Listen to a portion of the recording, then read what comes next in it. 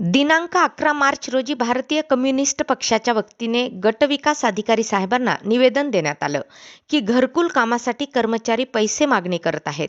यामध्ये इंजिनियर आणि ऑपरेटर आपला मनमानी कारभार करत आहेत. जिंतूर तालुक्यातील काही गावांमध्ये शासनाच्या घरकुल योजनेअंतर्गत लाभार्थ्यांकडून संबंधित कर्मचाऱ्यांकडून पैशांची मागणी होत असल्याची तक्रार समोर येत आहे.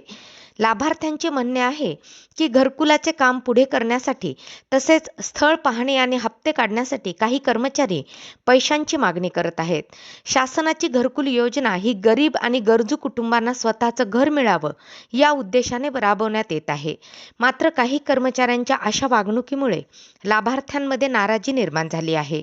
लाभार्थ्यांचे म्हणणे आहे की पैसे दिल्याशिवाय फाईल पुढे सरकत नाही किंवा कामात अडथळे येतात. त्यामुळे या प्रकारामुळे नागरिकांना मोठ्या अडचणींचा सामना करावा लागत आहे. या प्रकरणाची संबंधित प्रशासनाने तातडीने चौकशी करून दोषींवर योग्य ती कार्यवाही करावी अशी मागणी लाभार्थ्यांकडून करण्यात येत आहे. या निवेदनावर महादेव चाफे, बाबाराव धोत्रे आदी लाभार्थ्यांच्या स्वाक्षऱ्या आहेत. सर बाई काम दिलं नाही बाई लिडरशिप नाही म्हणल्यामुळे बिनवास कोणी घेऊन जायचं आलो काम मला काम आहे मला आपलं ते काय की आता झालं पर्यंत तिला तरी मी म्हणाली बी बार म्हणाला टाकले पैसे तुला सांगितलं ना ते का पैसे नाही म्हणल्यामुळे मला अरे बाबा अगोदर झालेलं आहे मी पण मला द्यायचं काय काय शुभी करायचं काय